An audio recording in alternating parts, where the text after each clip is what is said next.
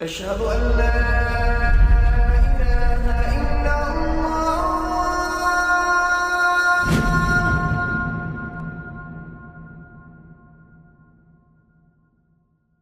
Raindrops media পরিবেশিত audio lecture series সেইরাহ।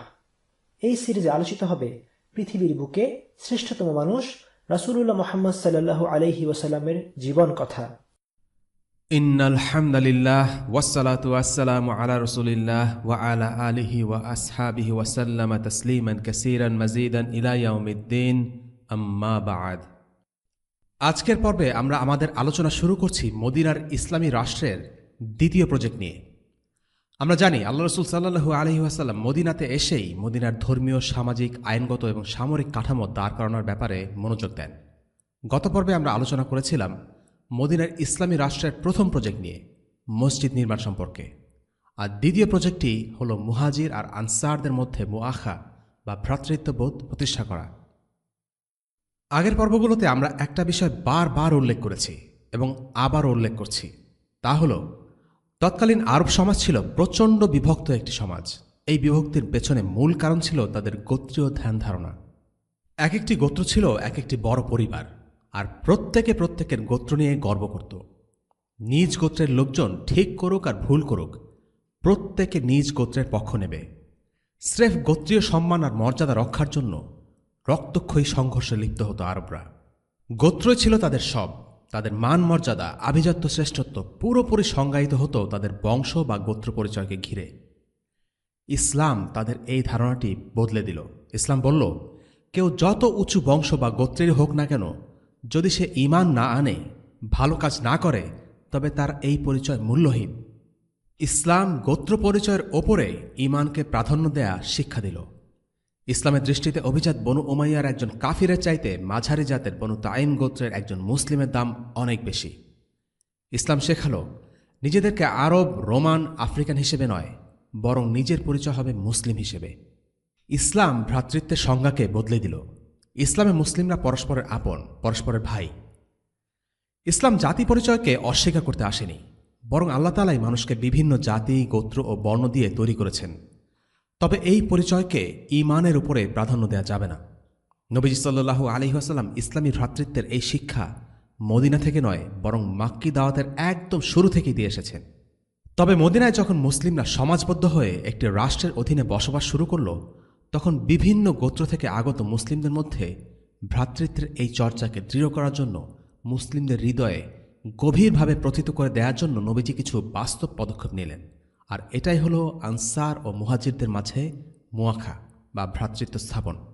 আল্লাহ তাআলা বলেন, واعتصموا بحبل الله جميعا ولا تفرقوا واذكروا نعمة الله عليكم إذ كنتم أعداء ألف بين قلوبكم فأصبحتم بنعمته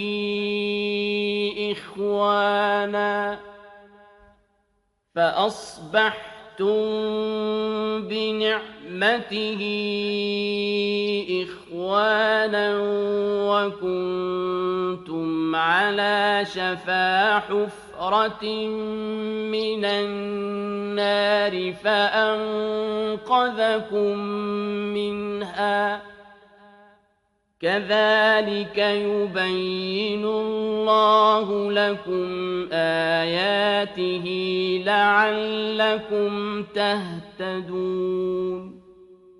আর তোমরা সকলে আল্লাহর রজ্জুকে সুদৃঢ় হস্তে ধারণ করো, পরস্পর বিচ্ছিন্ন হও না। তোমরা সে নেয়ামতের কথা স্মরণ করো যা আল্লাহ তোমাদেরকে দান করেছেন। তোমরা ছিলে পরস্পরের শত্রু, অতঃপর আল্লাহ তোমাদের মনে সম্প্রীতি দান করেছেন। ফলে এখন তোমরা তার অনুগ্রহের কারণে পরস্পর ভাই ভাই হয়েছ। তোমরা অবস্থান করছিলে এক অগ্নিকুণ্ডের পাড়ে, অতঃপর তা থেকে তিনি তোমাদেরকে মুক্তি দিয়েছেন। এভাবেই আল্লাহ নিজের নিদর্শনসমূহ প্রকাশ করেন যাতে তোমরা হিদায়াত প্রাপ্ত হতে পারো। সূরা আলে ইমরান আয়াত 103। আল্লাহ তাআলা আরো বলেন, وألف بين قلوبهم لو أنفقت ما في الأرض جميعا ما بين قلوبهم ولكن الله ألف بينهم إنه عزيز حكيم আর প্রীতি সঞ্চার করেছেন তাদের অন্তরে। যদি আপনি জমিনের সব কিছু ব্যয় করে ফেলতেন তবুও তাদের অন্তরে প্রীতি সঞ্চার করতে পারতেন না, কিন্তু আল্লাহ তাদের মনে প্রীতি সঞ্চার করেছেন। নিঃসন্দেহে তিনি পরাক্রমশালী, সুকৌশলী। সূরা আনফাল আয়াত ৬৩। এখানে আল্লাহ সুবহানাহু ওয়া তাআলা রাসূলুল্লাহ সাল্লাল্লাহু আলাইহি ওয়াসাল্লামকে বলছেন, মুসলিমদের অন্তরে একে অপরের জন্য যে ভালোবাসা তা আল্লাহ তাআলা নিজ গুণে তৈরি করে দিয়েছেন। আল্লাহ নবীজিকে বলছেন, তুমি যদি ওদের ২ হাত ভরে সম্পদ তুলে দিতে তবুও তারা একে অপরকে ভালোবাসত না। তাদের অন্তরে যে ভালোবাসা এটা আল্লাহই তৈরি করে দিয়েছেন, আর এটা অন্য কোনোভাবে সম্ভব হতো না। আমরা আগে উল্লেখ করেছি, আনসারদের ২ গোত্র আওস এবং খাজরাজের মধ্যে ব্যাপক রেষারেষি ছিল। তাদের মধ্যে রক্তক্ষয়ী যুদ্ধের দীর্ঘ ইতিহাস ছিল। কথায় কথায় তাদের মধ্যে যুদ্ধের দামামা বাজত। অথচ তারা যখন ঈমান আনলেন তাদের মধ্যে এই শত্রুতা উধাও হয়ে গেল।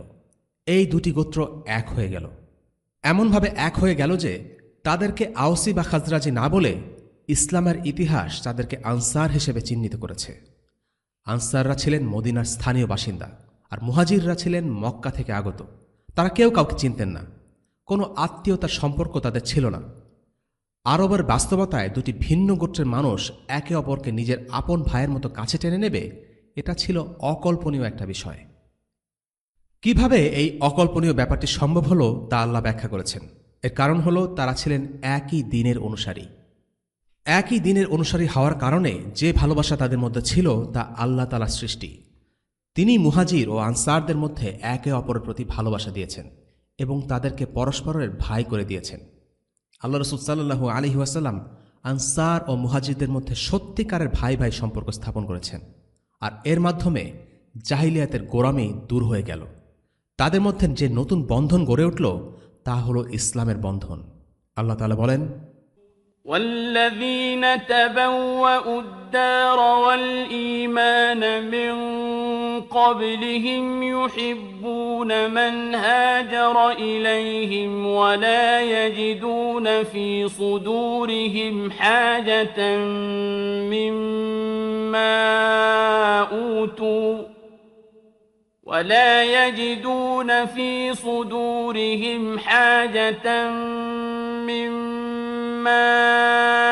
أوتوا ويؤثرون على أنفسهم ولو كان بهم خصاصة ومن يوق شح نفسه فأولئك هم المفلحون যারা মুহাজিরদের আগমনের পূর্বে মদিনায় বসবাস করছিল এবং বিশ্বাস স্থাপন করেছিল তারা মুহাজিরদের ভালোবাসে।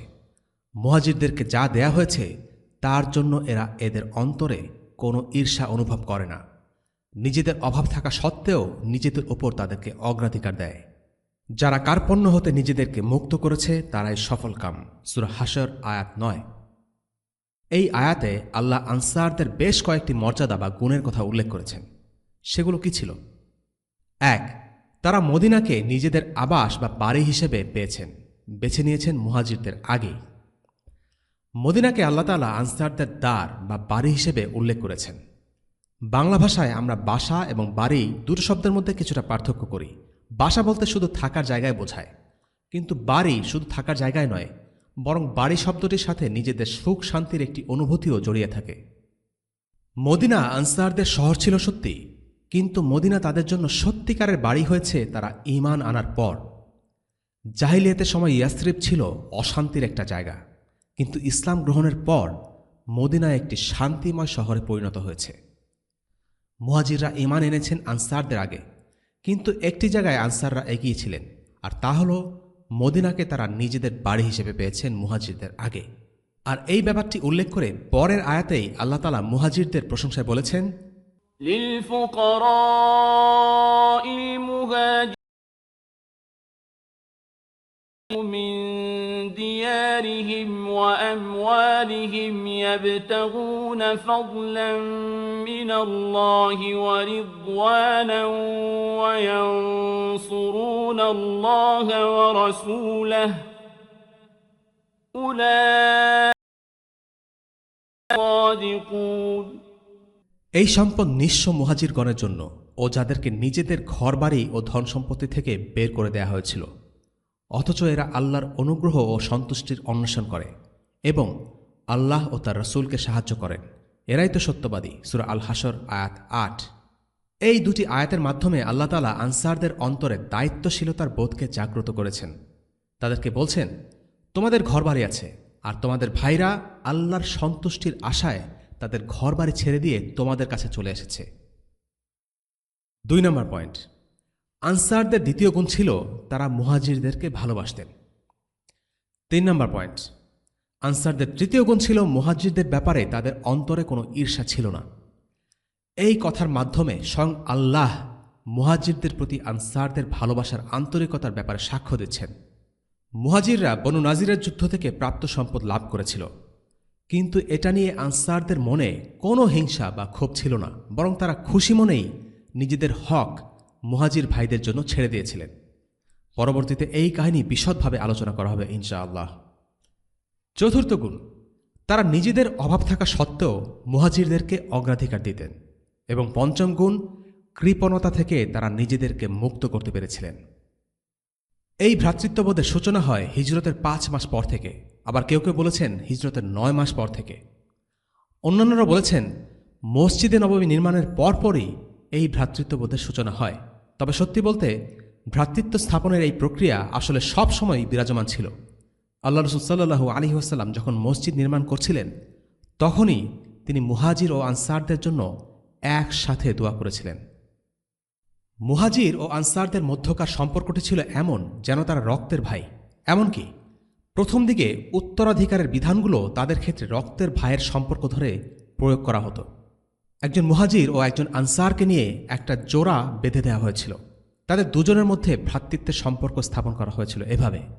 এরকম কয়েকটি উদাহরণ হল আবু বকর আস-সিদ্দিক রাদিয়াল্লাহু আনহুর সাথে খারিজা ইবিন জুহাইর রাদিয়াল্লাহু আনহু, ওমর ইবনুল খাত্তাব রাদিয়াল্লাহু আনহুর সাথে ইতবান ইবিন মালিক রাদিয়াল্লাহু আনহু, আবু উবাইদা ইবনুল জাররা রাদিয়াল্লাহু আনহুর সাথে সাআদ ইবিন মুআজ রাদিয়াল্লাহু আনহু, আব্দুর রহমান ইবিন আউফ রাদিয়াল্লাহু আনহুর সাথে সাআদ ইবিন আর রাবি রাদিয়াল্লাহু আনহু, আজ-জুবাইর ইবনুল আওয়াম রাদিয়াল্লাহু আনহুর সাথে সালামা ইবনে সালামা ইবিন ওয়াকাশ রাদিয়াল্লাহু আনহু, তালহা ইবিন উবাইদুল্লাহ রাদিয়াল্লাহু আনহুর সাথে কাব ইবিন মালিক রাদিয়াল্লাহু আনহু, সাঈদ ইবিন যায়েদ রাদিয়াল্লাহু আনহুর সাথে উবাই ইবিন কাব রাদিয়াল্লাহু আনহু, মুসআব ইবিন উমাইর রাদিয়াল্লাহু আনহুর সাথে আবু আইয়ুব খালিদ ইবিন যায়েদ রাদিয়াল্লাহু আনহু, আবু হুজাইফা ইবিন উতবা ইবিন রাবিয়া রাদিয়াল্লাহু আনহুর সাথে আব্বাদ ইবিন বিশর ইবিন ওয়াকাশ রাদিয়াল্লাহু আনহু, আম্মার ইবিন ইয়াসির রাদিয়াল্লাহু আনহুর সাথে হুজাইফা বিন ইয়ামান রাদিয়াল্লাহু আনহু, আবু যর গিফারি রাদিয়াল্লাহু আনহুর সাথে আল মুনজির ইবিন আমর রাদিয়াল্লাহু আনহু, হাতিব ইবিন আবি বালতা রাদিয়াল্লাহু আনহুর সাথে ওয়াইন ইবিন সাঈদা রাদিয়াল্লাহু আনহু, সালমান ইবিন ফারিসি রাদিয়াল্লাহু আনহুর সাথে আবু দারদা রাদিয়াল্লাহু আনহু, এবং আল্লাহ রাসূল সাল্লাল্লাহু আলাইহি ওয়াসাল্লামের মুআজ্জিন বিলাল রাদিয়াল্লাহু আনহুর সাথে আবু রুয়াইহা আব্দুল্লাহ ইবিন আব্দুর রহমান আল খাতামি রাদিয়াল্লাহু আনহু। এবার আমরা মদিনার প্রাথমিক যুগের আনসার ও মুহাজির সাহাবীদের কিছু ঘটনা জানব, যেগুলোর মাধ্যমে আমরা এই ভ্রাতৃত্বের স্বরূপ এবং প্রকৃতি কেমন ছিল তা অনুধাবন করতে পারব ইনশাআল্লাহ। প্রথমে শুরু করা যাক সাআদ ইবিন রাবিয়া ও আব্দুর রহমান ইবিন আউফ রাদিয়াল্লাহু আনহুর মধ্যকার ভ্রাতৃত্ববোধের কাহিনী নিয়ে। আব্দুর রহমান ইবিন আউফ রাদিয়াল্লাহু আনহু ছিলেন একজন মুহাজির। তিনি ছিলেন জান্নাতের সুখবর পাওয়া 10 জন সাহাবীদের মধ্যে একজন, অর্থাৎ আশারা মুবাশশিরিনের একজন। তিনি হিজরত করার পর সাআদ ইবিন রাবিয়ার বাসায় ওঠেন। সাআদ ইবিন রাবিয়া ছিলেন আনসারি সাহাবী। এই দুজন ভাইয়ের ঘটনা আব্দুর রহমান ইবিন আউফ রাদিয়াল্লাহু আনহুর মুখে শোনা যায়। তিনি বর্ণনা করেন, হিজরত করে মদিনায় আসার পর আল্লাহ রাসূল সাল্লাল্লাহু আলাইহি ওয়াসাল্লাম আমার ও সাআদ ইবিন রাবিয়ার মধ্যে ভ্রাতৃত্বের বন্ধন করে দেন। সাআদ ইবিন আর রাবি আমাকে বলল, শোনো, আমি হলাম আনসারদের মধ্যে সবচেয়ে ধনী। আমি আমার সম্পদের অর্ধেক তোমাকে দিয়ে দেব। আমার 2 জন স্ত্রী রয়েছে। তোমার যাকে পছন্দ হয় আমাকে বলো, আমি তাকে তালাক দিয়ে দিব। ইদ্যত পূর্ণ হলে তুমি তাকে বিয়ে করে নিতে পারো, কোনো সমস্যা নেই। আব্দুর রহমান ছিলেন খুব অমায়িক, কর্মঠ এবং মর্যাদাবান একজন মানুষ। তিনি বললেন, ভাই, আসলে আমার তো এত কিছুর প্রয়োজন নেই। তুমি বরং আমাকে বলো, এখানে কি এমন কোনো বাজার আছে যেখানে ব্যবসা বাণিজ্য করার সুযোগ আছে? আব্দুর রহমান ইবিন আউফ রাদিয়াল্লাহু আনহু সম্পর্কে আমরা আগের একটি পর্বে বলেছিলাম যে তার একটা বিশেষ গুণ হল তার বিজনেস মাইন্ড। তিনি খুব ভালো ব্যবসা বুঝতেন। মদিনায় এসেও প্রথমেই তিনি ব্যবসা করার সুযোগ খুঁজতে লাগলেন। সাআদ ইবিন রাবিয়া তাকে বনু কায়নুকার বাজারের সন্ধান দিলেন। পরদিন দেখা গেল আব্দুর রহমান ইবিন আউফ রাদিয়াল্লাহু আনহু বাজারে গিয়ে কিছু শুকনো ঘি ও মাখন কিনে এনেছেন। এরপর থেকে নিয়মিত তাকে সেই বাজারে যাওয়া আসা করতে দেখা যেত। অর্থাৎ আব্দুর রহমান ইবিন আউফ অল্প দিনেই তার ব্যবসা দাঁড় করিয়ে ফেললেন। তিনি যে ভালো ব্যবসা শুরু করেছেন তার প্রমাণ পাওয়া গেল কিছুদিন পর। কয়েকদিন পরের ঘটনা, রাসূলুল্লাহ সাল্লাল্লাহু আলাইহি ওয়াসাল্লাম আব্দুর রহমানের শরীরে কিছু হলুদের চিহ্ন দেখতে পেলেন। তখনকার দিনে বিয়েতে মেয়েরা হলুদ রঙের এক ধরনের পাউডার বা মেকআপ জাতীয় কিছু ব্যবহার করতেন। সদ্য বিবাহিত আব্দুর রহমানের গায়ের সেরকম কিছু ছাপ দেখা যাচ্ছিল। বর্তমান সময়ের সাথে তুলনা করলে বিষয়টা লিপস্টিকের দাগের মতো। সেটা দেখে নবীজি ধারণা করলেন নিশ্চয়ই আব্দুর রহমান বিয়ে করেছেন। তাকে জিজ্ঞেস করলেন, বিয়ে করেছে নাকি আব্দুর রহমান? আব্দুর রহমান বললেন, জি বিয়ে করেছি। নবীজি জিজ্ঞেস করলেন, কাকে বিয়ে করেছ? এক আনসারি মহিলাকে বিয়ে করেছি, আব্দুর রহমান বললেন। নবীজি সাল্লাল্লাহু আলাইহি ওয়াসাল্লাম বললেন, আচ্ছা তো তাকে কেমন মোহর দিলে? আব্দুর রহমান ইবিন আউফ জবাব দিলেন, খেজুরের 1 আটি পরিমাণ স্বর্ণ দিয়েছি। খেজুরের 1 আটি পরিমাণ স্বর্ণ মোহর হিসেবে বেশ ভালোই। আব্দুর রহমান ইবিন আউফ কিছুদিন আগেই মদিনায় এসেছেন, অথচ এর মধ্যেই তিনি বেশ ভালো মোহর দিয়ে বিয়ে করে ফেলেছেন। এতেই বোঝা যায় যে আল্লাহ তাআলা তার ব্যবসায় বারাকা দিয়েছেন। নবীজি সাল্লাল্লাহু আলাইহি ওয়াসাল্লাম এরপর তাকে বললেন, যাও একটি বকরি দিয়ে হলেও ওয়ালিমা করে নাও। এই ঘটনা থেকে একটা ছোট শিক্ষা আছে। নবীজি সাল্লাল্লাহু আলাইহি ওয়াসাল্লামের সময়ে বিয়ের বিষয়টা এতই সহজ আর স্বাভাবিক ছিল যে আব্দুর রহমান ইবিন আউফ রাদিয়াল্লাহু আনহুর মতো সাহাবী, যে কিনা রাসূলুল্লাহ সাল্লাল্লাহু আলাইহি ওয়াসাল্লামের খুবই কাছের মানুষ, তার বিয়ের কথাও নবীজি জেনেছেন বিয়ের পর। অর্থাৎ সে সময় বিয়ে খুবই সহজ একটা ব্যাপার ছিল। এতটাই সহজ যে ঘটা করে আয়োজন করে টাকা পয়সা শ্রাদ্ধ আর হৈ হুল্লোড় করে বিয়ের প্রচলন ছিল না। এটা ছিল পৃথিবীর সর্বশ্রেষ্ঠ প্রজন্মের বিয়ের কালচার। আর বর্তমানে আমরা বিয়েতে অপচয় তো করছি, একই সাথে যাবতীয় হারাম ও ফাহিশা কাজের উপলক্ষ হয়ে দাঁড়িয়েছে এই বিয়ে।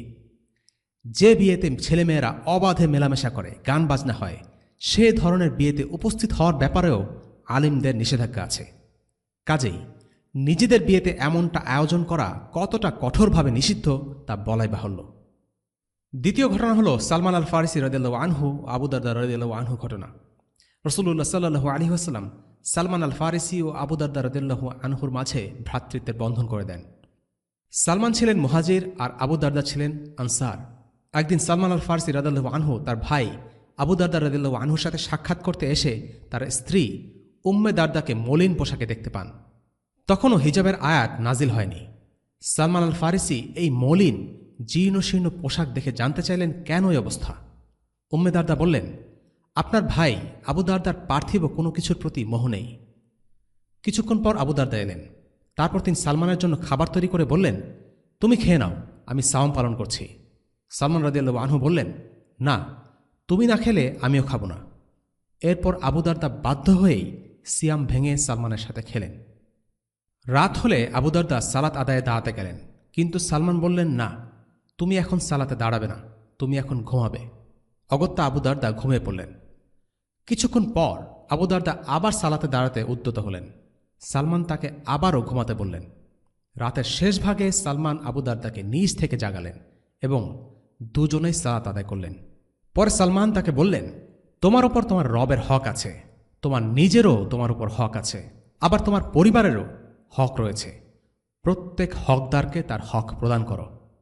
এরপর আবু দারদা রাদিয়াল্লাহু আনহু নবীজির নিকট উপস্থিত হয়ে এই ঘটনা বর্ণনা করলেন। সব শুনে নবীজি বললেন, সালমান যা বলেছে ঠিকই বলেছে। সালমান আল ফারিসি রাদিয়াল্লাহু আনহু মক্কা থেকে হিজরত করেননি। তিনি পারস্য থেকে রাসূলুল্লাহ সাল্লাল্লাহু আলাইহি ওয়াসাল্লামের খোঁজে মদিনাতে এসেছেন। তারপরও রাসূলুল্লাহ সাল্লাল্লাহু আলাইহি ওয়াসাল্লাম তার সাথে আবু দারদার ভ্রাতৃত্বের বন্ধন করে দিয়েছেন। তৃতীয় ঘটনাটি কোনো ব্যক্তিবিশেষের ঘটনা নয়, এটি সবাইকে নিয়ে। আনসারগণ মুহাজিরদেরকে নানা দিক থেকে সাহায্য করতেন এবং নিজেদের সম্পদ থেকে যতটুকু সম্ভব তাদেরকে দেয়ার চেষ্টা করতেন। একদিন তারা নবীজি সাল্লাল্লাহু আলাইহি ওয়াসাল্লামকে এসে প্রস্তাব দিলেন, হে আল্লাহ রসুল, আমাদের খেজুরের বাগানগুলো আমাদের ও মুহাজিরদের মাঝে ভাগ করে দিন। তারা নিজ থেকেই তাদের বাগানের অর্ধেক মুহাজিরদেরকে দিয়ে দিতে চাইলেন। নবীজি চাইলেন না আনসাররা তাদের জমিজমার মালিকানার একটা বড় অংশ এভাবে ছেড়ে দিক। তিনি বললেন, না, ভাগ করে দেওয়ার প্রয়োজন নেই। আনসাররা মেনে নিলেন। তারা নবীজির বিরুদ্ধে একটি কথাও বললেন না। কিন্তু তারা তাদের ভাইদের সাহায্য করার জন্য রীতিমতো সুযোগ খুঁজছিলেন। তারা নতুন একটা প্রস্তাব নিয়ে হাজির হলেন। বললেন, এক কাজ করা যাক, মুহাজিররা আমাদের বাগানগুলো আবাদ করুক আর উৎপাদিত খেজুরের একটা অংশের মালিক হোক। মুহাজিররা বললেন, আমরা এতে রাজি আছি। তাদের মধ্যে চুক্তি ছিল যে মুহাজিরগণ অর্ধেক কাজ করবে, কিন্তু পরে দেখা গেল যে অর্ধেকের বেশি কাজ আনসাররাই করে ফেলেছেন। তারা আগ বাড়িয়ে নিজ থেকে কাজ করে ফেলেছেন। মুহাজিরদের তেমন কোনো কাজই করতে হয়নি। মুহাজিররা এই মানুষগুলোর উদারতায় অবাক হয়ে গেলেন। নবীজি সাল্লাল্লাহু আলাইহি ওয়াসাল্লামের কাছে এসে বললেন, হে আল্লাহর রাসূল, আমরা ওনাদের মতো এত ভালো মানুষ কখনো দেখিনি। যখন তাদের অবস্থা সচ্ছল থাকে তখন তারা আমাদের সাহায্য তো করেনি, যখন তাদের অবস্থা অর্থনৈতিকভাবে খারাপ দেখেছি তখনও তারা আমাদেরকে স্বস্তিতে রেখেছেন। নিজেদের ক্ষেতে তারা নিজেরা কাজ করেন, অথচ আমাদেরকে ফসলের অর্ধেক দিয়ে দেন।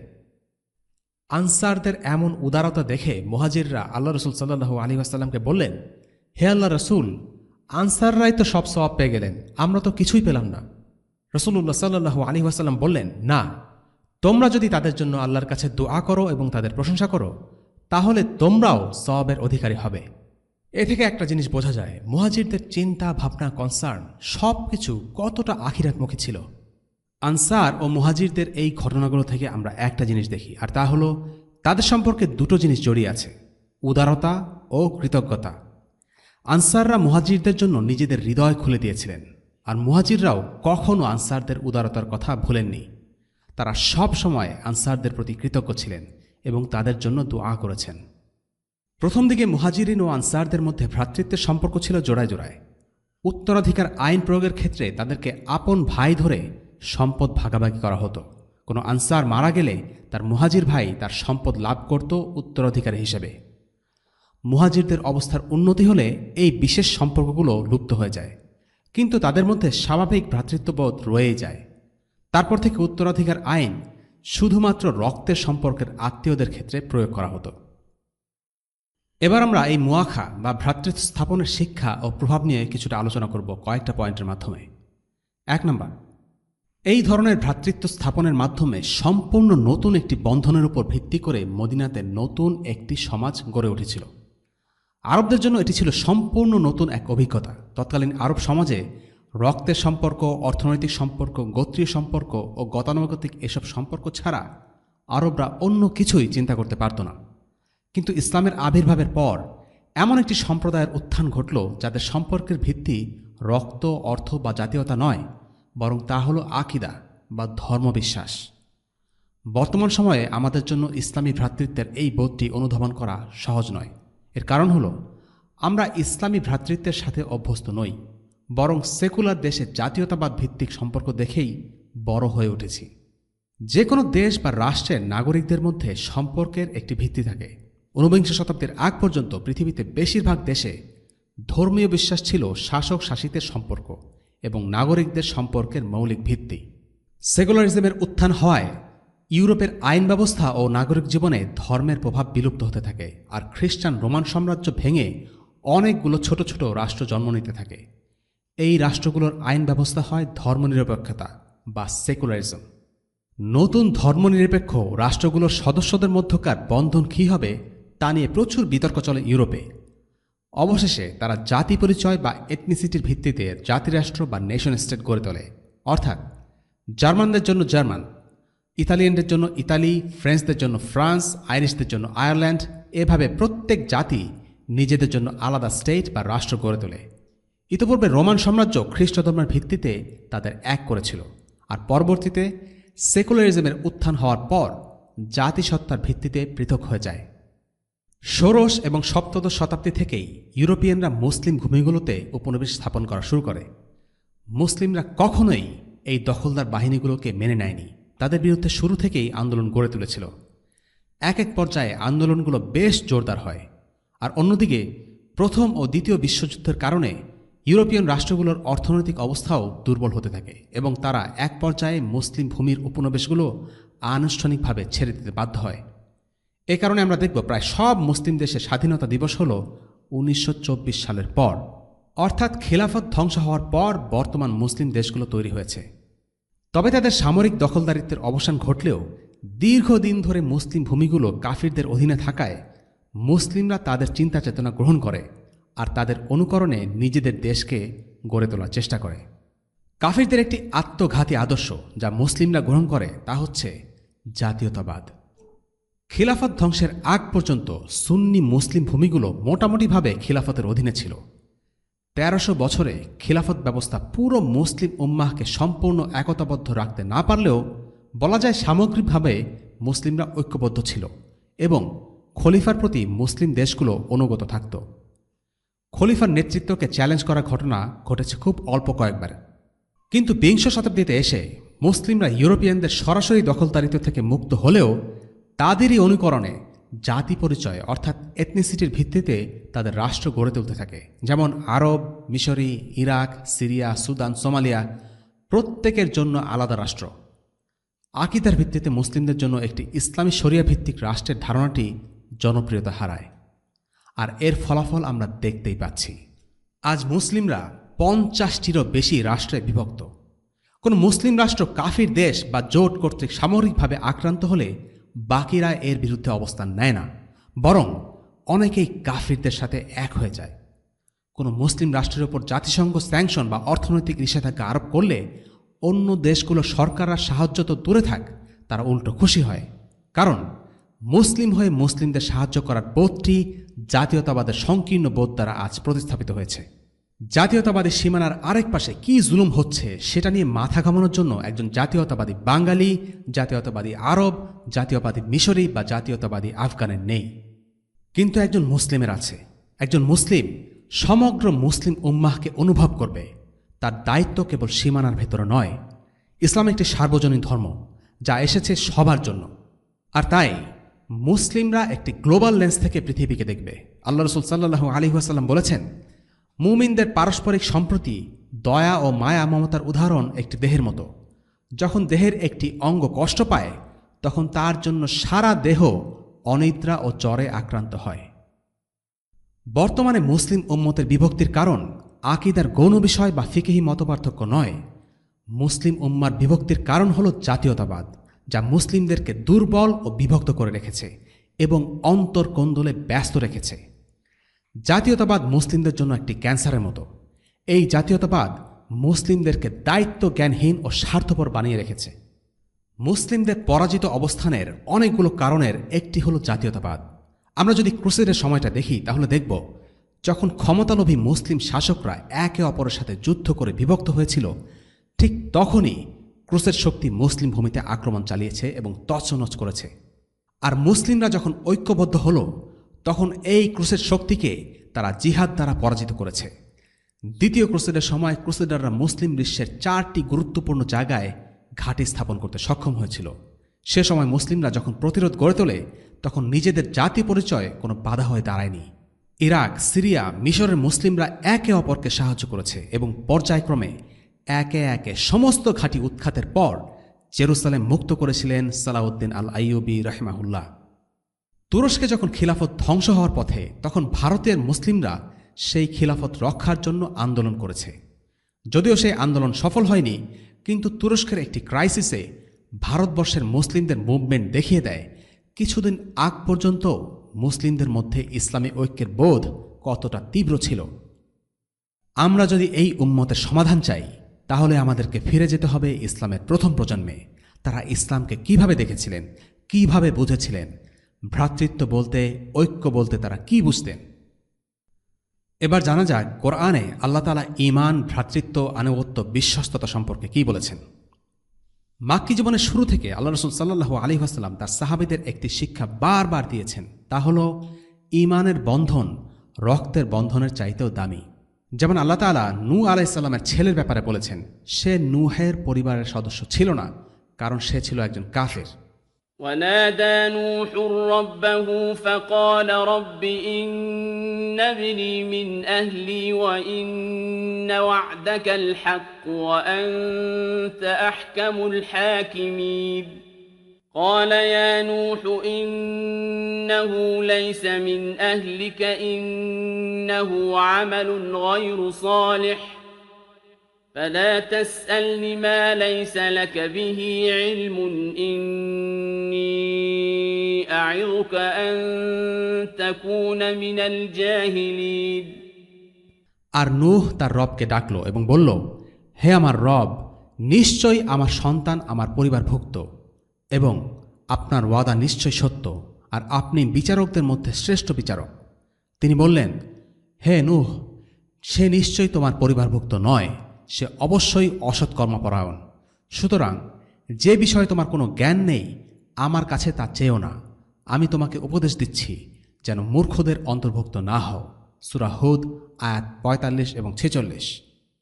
এই আয়াতে আমরা দেখতে পাচ্ছি নূহ আলাইহিস সালাম বিনয়ের সাথে আল্লাহর কাছে জানতে চাইলেন যে আল্লাহ ওয়াদা করেছিলেন তিনি তার পরিবারের সদস্যদের রক্ষা করবেন, কিন্তু তার পুত্র পরিবারের সদস্য হওয়া সত্ত্বেও কেন আল্লাহর আযাব থেকে রক্ষা পেল না। নূহ আলাইহিস সালাম খুব ভালো করে জানতেন আল্লাহর ওয়াদা সত্য এবং এতে কোনো সন্দেহ বা সংশয় তার মনে নেই, কিন্তু তার পুত্রের এই পরিণতির কারণ জানার জন্য তিনি আগ্রহী ছিলেন। আল্লাহ এর জবাবে বলছেন, ইন্নাহু লাইসা মিন আহলিকা, অর্থাৎ সে তোমার পরিবারের সদস্য নয়। এই ঘটনা থেকে সকল মুসলিমদের জন্য একটি শিক্ষণীয় বিষয় আছে। ইসলামের পূর্বে মানুষ নিত্য নতুন অনেক শব্দ ব্যবহার করত। ইসলাম সে সকল শব্দের নতুন অর্থ দিয়েছে, যেমন সলাত শব্দটি। পূর্বে সলাত শব্দটির অর্থ ছিল প্রার্থনা, কিন্তু ইসলাম আসার পর এর অর্থ বদলে গেছে। এর দ্বারা একটি বিশেষ ইবাদত বোঝায়। তেমনি পরিবার বলতে সাধারণ অর্থে বোঝায় রক্তের সম্পর্কের আত্মীয়দের, নিকটবর্তী স্বজনদের। নূহ আলাইহিস সালামের সন্তান যেহেতু তার ঔরসজাত সন্তান, তাই তিনি মনে করেছিলেন যে তার নিজ সন্তানও বুঝি তার পরিবারের অন্তর্ভুক্ত।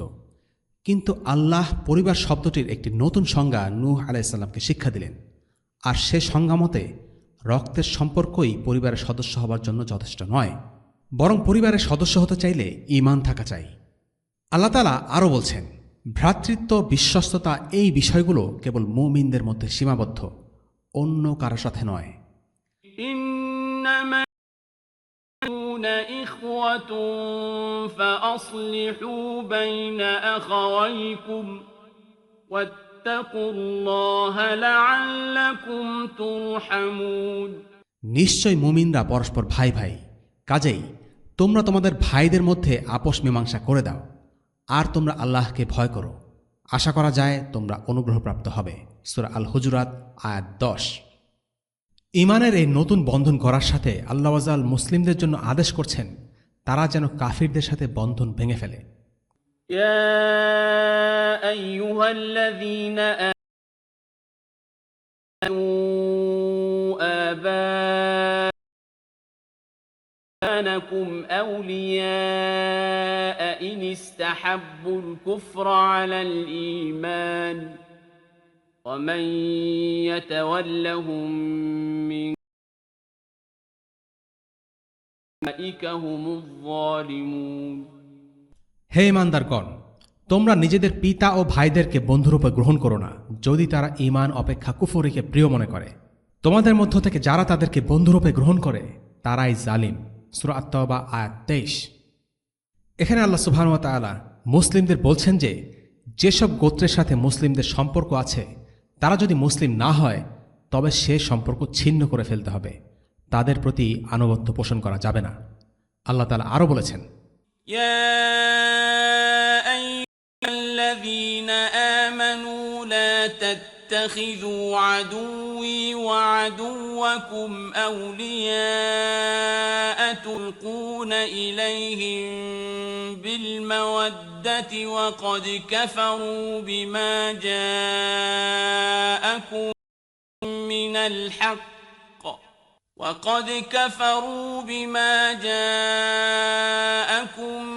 من الحق يخرجون الرسول وإياكم أن تؤمنوا بالله ربكم إن كنتم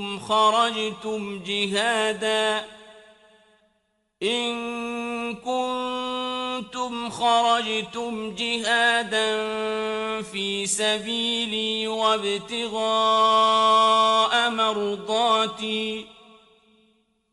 تسرون إليهم بالمودة وأنا أعلم بما أخفيتم وما أعلنتم ومن يفعله منكم فقد ضل سواء السبيل إن يثقفوكم يكونوا لكم أعداء ويبسطوا إليكم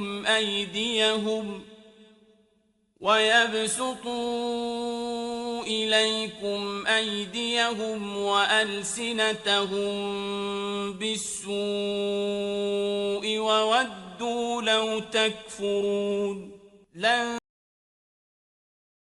معكم أرحامكم ولا أولادكم يوم القيامة يفصل بينكم والله بما تعملون بصير হে মুমিনগণ, আমার শত্রু ও তোমাদের শত্রুকে বন্ধুরূপে গ্রহণ করো না। তোমরা কি তাদের সাথে বন্ধুত্ব করছো, অথচ তারা তোমাদের নিকট যে সত্য এসেছে তা প্রত্যাখ্যান করেছে, রসূলকে এবং তোমাদেরকে বহিষ্কার করেছে এই কারণে যে তোমরা তোমাদের রব আল্লাহর উপর ঈমান এনেছ। যদি তোমরা আমার সন্তুষ্টি লাভের জন্য আমার পথে জিহাদের উদ্দেশ্যে বের হয়ে থাকো, তাহলে কেন তোমরা তাদের সাথে গোপনে বন্ধুত্ব করছো? তোমরা যা গোপন করো এবং তোমরা যা প্রকাশ করো তা আমি সম্যক অবগত। তোমাদের মধ্যে যে এমন করবে সে সরল পথ হতে বিচ্যুত হবে। তোমাদেরকে কাবু করতে পারলে তারা তোমাদের শত্রু হয়ে যাবে এবং হাত ও জিহ্বা দ্বারা তোমাদের অনিষ্ট সাধন করবে এবং চাইবে যে কোনরূপে তোমরাও কাফের হয়ে যাও। তোমাদের স্বজন পরিজন ও সন্তান সন্ততি কিয়ামতের দিন কোনো উপকারে আসবে না। তিনি তোমাদের মধ্যে ফয়সালা করবেন। তোমরা যা করো আল্লাহ তা দেখেন। সূরা মুমতাহিনা আয়াত 1-3। মদিনায় ইসলাম আসার পর আগের আইনগুলো রদ হয়ে যায়। নতুন আইন অনুসারে মুসলিমদের সাথে কাফির গোত্রগুলোর আগের সম্পর্কের ইতি ঘটে।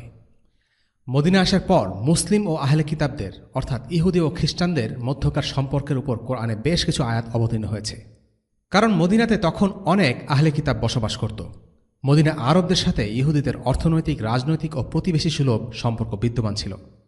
তাদের সাথে মুসলিমদের সম্পর্ক কীরূপ হবে সে সম্পর্কে আল্লাহ আযজা ওয়া জাল আয়াত অবতীর্ণ করেন। يا أيها الذين آمنوا النصارى أولياء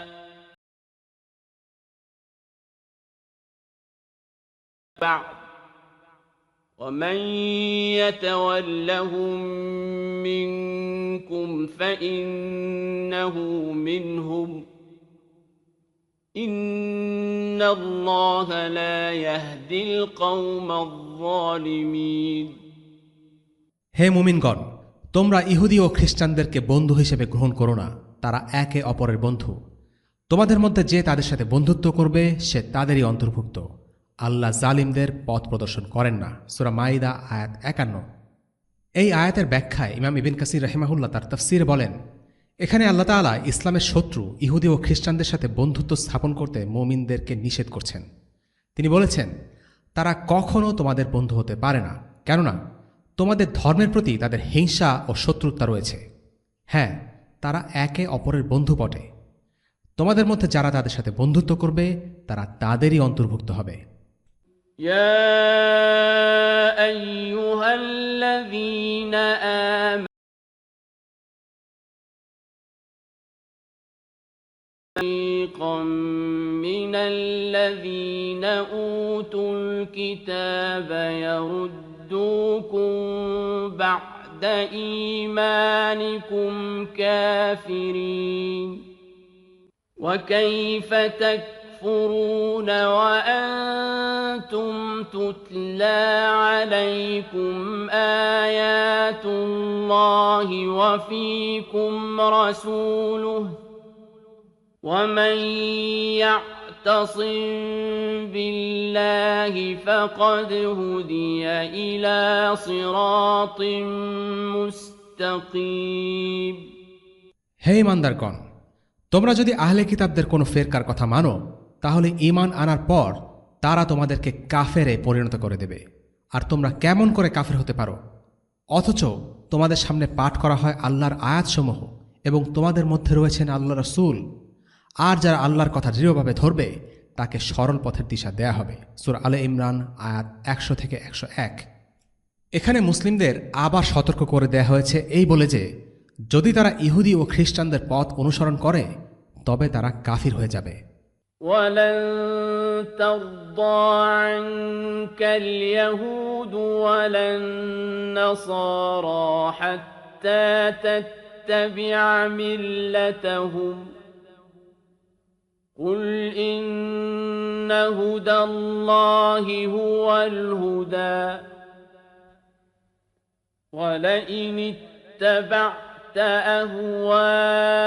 أهواءهم بعد الذي جاءك من العلم ما لك من الله من ولي ولا نصير ইহুদি ও খ্রিস্টানরা কখনোই আপনার প্রতি সন্তুষ্ট হবে না যে পর্যন্ত না আপনি তাদের ধর্মের অনুসরণ করেন। বলে দিন, যে পথ আল্লাহ প্রদর্শন করেন সেই পথই সরল পথ। যদি আপনি তাদের আকাঙ্ক্ষার অনুসরণ করেন সেই জ্ঞান লাভের পর যা আপনার কাছে পৌঁছেছে, তবে কেউ আল্লাহর কবল থেকে আপনার উদ্ধারকারী ও সাহায্যকারী নেই। সূরা বাকারা আয়াত 120। জাহেলি যুগের প্রত্যেকটি সম্পর্ক মদিনায় বাতিল বলে ঘোষিত হল। অতীতে যাদের সাথে বন্ধুত্ব বা মৈত্রীর সম্পর্ক ছিল সে সম্পর্কের সমাপ্তি ঘটল। এরপর থেকে সকল সম্পর্কের ভিত্তি হল ইসলাম, লা ইলাহা ইল্লাল্লাহ। এই কালিমার প্রথমে আছে অস্বীকৃতি জ্ঞাপন আর তারপরে স্বীকৃতি জ্ঞাপন। প্রথম অংশ হল লা ইলাহা, অর্থাৎ কোনো ইলাহ নেই।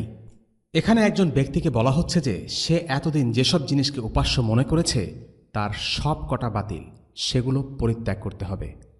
পরের অংশেই বলা হচ্ছে ইল্লাল্লাহ, অর্থাৎ আল্লাহ ব্যতীত। মানে হল আল্লাহই একমাত্র উপাস্য, একমাত্র মাবুদ। এই স্বীকৃতি দেওয়ার মাধ্যমে একজন মানুষের আল্লাহর উপর বিশ্বাস প্রতিষ্ঠিত হল। ঠিক একইভাবে আল্লাহ তাআলা মুসলিমদেরকে প্রথমে অবিশ্বাসীদের সাথে সম্পর্ক শেষ করে ফেলার আদেশ দিয়েছেন। এরপর বলে দিচ্ছেন কাদেরকে মুসলিমরা বন্ধু হিসেবে বেছে নেবে, কাদের প্রতি মুসলিমদের আনুগত্য থাকবে। উস্তাদ সৈয়দ কুতুব রাহিমাহুল্লাহ এই প্রসঙ্গে বলেন, কোরআনের এই আয়াত মদিনার মুসলিমদের সম্বোধন করলেও পৃথিবীর সমস্ত মুসলিমদের জন্য কিয়ামতের আগ পর্যন্ত এই আদেশ প্রযোজ্য। এই আদেশের প্রয়োজন এ কারণে ছিল যে সে সময়টায় মদিনায় মুসলিমদের সাথে ইহুদিদের সম্পর্ক পুরোপুরিভাবে ছিন্ন হয়ে যায়নি। তাদের মধ্যে তখনও অ্যালায়েন্স অথবা মৈত্রী ছিল, বন্ধুত্ব, আত্মীয়তা, বিশ্বস্ততার একটি সম্পর্ক ছিল, ব্যবসায়িক সম্পর্কও ছিল। মদিনা ঐতিহাসিক, অর্থনৈতিক ও সামাজিক অবস্থার প্রেক্ষিতে এগুলো থাকাটাই ছিল স্বাভাবিক। কেননা মদিনার আরব ও ইহুদিরা দীর্ঘদিন ধরে পাশাপাশি বসবাস করছে। আর তাই পরবর্তীতে ইসলামের বিরুদ্ধে ষড়যন্ত্র করার জন্য ইহুদিরাই ছিল উপযুক্ত। কোরআনে তাদের এসব ষড়যন্ত্রের কথা এসেছে। কোরআনের আয়াত তাই নাজিল হল মুসলিমদের সাথে অমুসলিমদের সম্পর্ক ছিন্ন করার আদেশ নিয়ে। তবে এই ছিন্ন করা বলতে এটা বোঝায় না যে মুসলিমরা তাদের সাথে দুর্ব্যবহার করবে, কেননা খারাপ ব্যবহার করা একজন মুসলিমের বৈশিষ্ট্য হতে পারে না। সম্পর্ক ছিন্ন করা বলতে বোঝায় আল্লাহ, তার রসুল ও মুমিনদের প্রতি একজন মুসলিমের অন্তরে যে বিশ্বস্ততা বা আনুগত্যবোধ থাকবে, সেই বিশ্বস্ততা বা আনুগত্যের বোধ অন্য কারো জন্য থাকতে পারবে না। যখন আল্লাহ বলছেন তারা, অর্থাৎ ইহুদি খ্রিস্টানরা পরস্পরের আউলিয়া অথবা বন্ধু, আল্লাহ তখন বিশেষ কোনো যুগের ইহুদি খ্রিস্টানদের কথা বলছেন না, বরং সব যুগের কথাই বলছেন। পৃথিবীর কোনো দেশে বা কোনো কালে তারা মুসলিমদের আপন ছিল না। কাজেই এই কথাটি নিছক কোনো কথা নয়, বরং এই কথাটি একটি চিরন্তন বাস্তবতা। শুধু ইহুদি বা খ্রিস্টান নয়, আল্লাহ তাআলা মুসলিমদের আদেশ করছেন যেন তারা মুনাফিকদের নিজেদের আপন মনে না করে। কারণ হলো মুনাফিকরা আপন মনে করে কাফিরদেরকে, আর ইসলামকে তারা ঘৃণা করে। এই আপন মনে হওয়ার বোধটি হল ওয়ালা। আল্লাহ বলেন, بشر المنافقين بأن لهم عذابا يتخذون الكافرين أولياء من دون المؤمنين أيبتغون عندهم العزة فإن العزة لله جميعا মুনাফিকদের সুসংবাদ দাও যে নিশ্চয় তাদের জন্য রয়েছে যন্ত্রণাদায়ক আযাব। যারা মুমিনদের পরিবর্তে কাফিরদের বন্ধুরূপে গ্রহণ করে তারা কি তাদের কাছে সম্মান চায়? অথচ যাবতীয় সম্মান আল্লাহর। সূরা আন-নিসা আয়াত 138 এবং 39। আমরা অনেকেই প্রশ্ন করি মুসলিমদের সাথে কাফিরদের সম্পর্ক কেমন হবে। সূরা আত-তাওবা হল এই সব বিষয়ে চূড়ান্ত বিধান সংক্রান্ত আয়াতের সূরা। আল্লাহ বলেন, يا أيها النبي جاهد الكفار عليهم ومأواهم جهنم وبئس المصير মুনাফিকদের বিরুদ্ধে জিহাদ করো এবং তাদের উপর কঠোর হও, আর তাদের ঠিকানা হল জাহান্নাম, আর তা কতই না নিকৃষ্ট স্থান। সূরা আত-তাওবা আয়াত 73। এভাবে মদিনায় একটি নতুন দল গড়ে উঠল বিশ্বাস ও পারস্পরিক সম্পর্কের ভিত্তিতে। এই ভিত্তি ছিল ঈমান, এটি ছিল আল্লাহর দল। إنما وليكم الله ورسوله الذين آمنوا الذين يقيمون الصلاة ويؤتون الزكاة وهم راكعون ومن يتول الله ورسوله والذين آمنوا فإن حزب الله هم الغالبون যারা সালাত কায়েম করে, যাকাত দেয় এবং বিনম্র, আর যারা আল্লাহ, তার রসূল এবং বিশ্বাসীদেরকে বন্ধুরূপে গ্রহণ করে তারাই আল্লাহর দল এবং তারাই বিজয়ী। সূরা মাইদা আয়াত 55 এবং 56। সাহাবীরা বুঝতে পেরেছিলেন আপন কেবল তারাই যারা তাদের সাথে একই বিশ্বাসে বিশ্বাসী। মুহাজির ও আনসারদের মধ্যে ভ্রাতৃত্বের মূল ভিত্তি হল বিশ্বাস বা ঈমান। 2 নম্বর পয়েন্ট, সাহাবীদের মধ্যকার ভ্রাতৃত্বের একটি বৈশিষ্ট্য হচ্ছে তারা একে অপরকে আল্লাহর জন্য ভালোবাসতেন। এই ভালোবাসা কোনো দুনিয়াবী স্বার্থ বা সুবিধার জন্য ছিল না। তারা একে অপরকে ভালোবাসতেন কারণ আল্লাহ তাদেরকে ভালোবাসতে বলেছেন।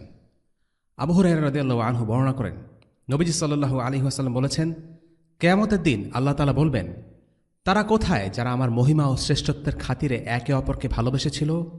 আজকের দিন আমি তাদেরকে আমার ছায়ায় আশ্রয় দেব, যেদিন আমার আরশের ছায়া ছাড়া অন্য কোনো ছায়া নেই। 3 নম্বর পয়েন্ট, সাহাবীদের ভ্রাতৃত্ব কেবল অর্থনৈতিক সাহায্য আর ঘরবাড়ি শেয়ার করার মধ্যে সীমাবদ্ধ ছিল না। তাদের মধ্যে আন্তরিকতা ছিল, আর সে কারণে তারা একে অপরকে ভালো কাজে নসিহা দিতেন, অপছন্দের কাজ থেকে বিরত রাখতেন। সালমান আল ফারিসি আর আবু দারদা রাদিয়াল্লাহু আনহুমার ঘটনা থেকে আমরা এমনটা দেখতে পাই। আবু দারদা রাদিয়াল্লাহু আনহু কিছুটা দুনিয়াবিমুখ হওয়ার কারণে নিজের আর তার পরিবারের ব্যাপারে তার যত্নে কিছুটা কমতে ছিল। বিষয়টা যখন সালমান লক্ষ্য করলেন তখন কিছুটা জোর করেই তিনি আবু দারদার অভ্যাসে পরিবর্তন আনার চেষ্টা করলেন। এর কারণ হল তারা পরস্পরকে আন্তরিকভাবে ভালোবাসতেন, শুধু টাকা পয়সা দিয়ে নয়, বরং আন্তরিক উপদেশ ও কথার মাধ্যমে একে অপরের ভালোটা চাইতেন। 4 নম্বর পয়েন্ট, আব্দুর রহমান ইবনে আউফ রাদিয়াল্লাহু আনহুর ঘটনা থেকে আমরা দেখি তিনি বেশ মর্যাদাবান মানুষ ছিলেন। কারো সাহায্য না নিয়ে নিজের পায়ে নিজে দাঁড়ানোটাই বেশি পছন্দ করলেন। শুধু তিনিই নন, মুহাজিররা সবাই বেশ দায়িত্বশীল এবং মর্যাদাবান ছিলেন। যারা নিজের উপার্জন নিজেরা করতে পারতেন না তারা হাল ছেড়ে বসে থাকতেন না, তারাও কিছু না কিছু করতেন। সত্যি বলতে আনসাররা যেমন করে তাদের নিজেদের সাহায্যের হাত বাড়িয়ে দিয়েছিলেন, মুহাজিরদের হয়তো কিছু না করলেও চলত, কিন্তু তারা ছিলেন মর্যাদাবান মানুষ। তারা জানতেন উপরের হাত, অর্থাৎ যেই হাত দান করে সেই হাতের মর্যাদা আল্লাহর কাছে বেশি, তাই তারা পরিশ্রম করে স্বাবলম্বী হতে চেয়েছেন। সবশেষে বলা যায় মুসলিমদের ঐক্য আল্লাহর পক্ষ থেকে একটি বিশেষ রহমত। যে বান্দারা সৎকর্মশীল অনুগত তাদেরকে আল্লাহ এই রহমত দেন।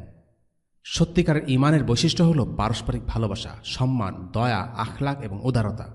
সাহাবীদের মধ্যে এই সব বৈশিষ্ট্যগুলো ছিল।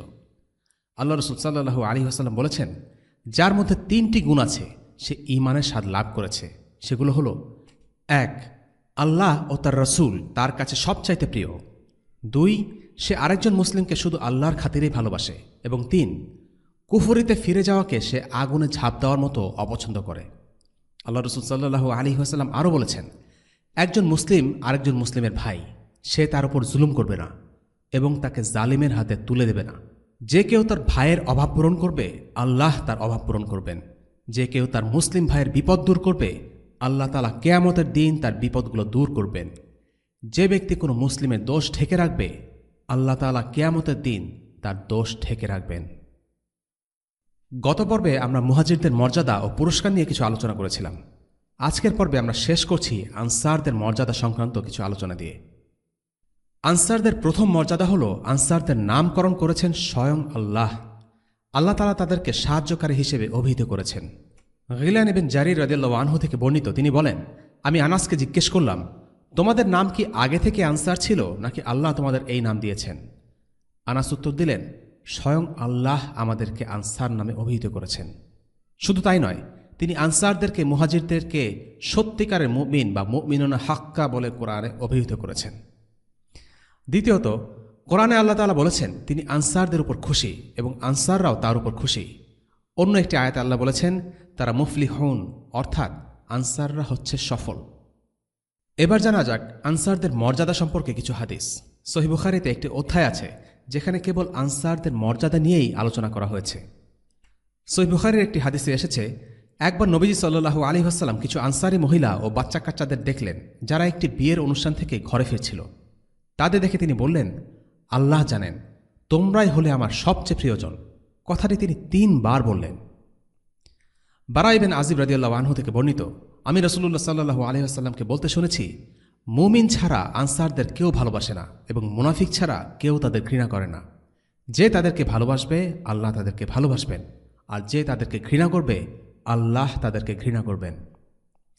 আল্লাহ রাসূল সাল্লাল্লাহু আলাইহি ওয়াসাল্লাম বলেছেন, আনসাররা যদি এক পথে চলে আর বাকিরা অন্য পথে, তাহলে আমি আনসারদের পথেই চলব। যদি না আমাকে হিজরত করতে হতো তবে আমি নিজেকে আনসারদের একজন ভাবতাম। এরপর আনসারদের ভুল ত্রুটি মাফ করে দেওয়ার জন্য স্বয়ং রাসূলুল্লাহ সাল্লাল্লাহু আলাইহি ওয়াসাল্লাম আল্লাহর কাছে দোয়া করে বলেছিলেন, হে আল্লাহ, আনসার ও তাদের সন্তানদের ক্ষমা করে দাও। নবীজি সাল্লাল্লাহু আলাইহি ওয়াসাল্লাম আরও বলেন, আনসাররা হলো আমার কারিশ এবং আমার আইবাহ, অর্থাৎ আমার অতি আপনজন ও বিশ্বস্ত লোক। লোক সংখ্যা বাড়তে থাকবে আর তাদের সংখ্যা কমতে থাকবে, তাই তাদের নেককার থেকে নেক আমলগুলো কবুল করো এবং তাদের ভুল ত্রুটি মাফ করে দাও। নবীজি সাল্লাল্লাহু আলাইহি ওয়াসাল্লাম তাদের দায়িত্ব পালনের ব্যাপারে সাক্ষ্য দিয়ে বলেছেন, সেই সত্তার শপথ যার হাতে আমার প্রাণ, আমি নিশ্চয়ই তোমাদের ভালোবাসি। নিশ্চয়ই তারা তাদের দায়িত্ব পালন করে গেছে, বাকি রইল তাদের পাওনা বুঝিয়ে দেওয়া। কাজেই তাদের মধ্যে যারা ভালো কাজ করে তাদের সাথে ভালো আচরণ করো এবং তাদের ক্ষমা করে দাও। এই ছিল সংক্ষেপে মদিনাতে রাসূলুল্লাহ সাল্লাল্লাহু আলাইহি ওয়াসাল্লামের দ্বিতীয় কর্মসূচি, আনসার ও মুহাজিরদের এক করা এবং ইসলামী ভ্রাতৃত্বের উপর ভিত্তি করে একটি সমাজ গড়ে তোলা।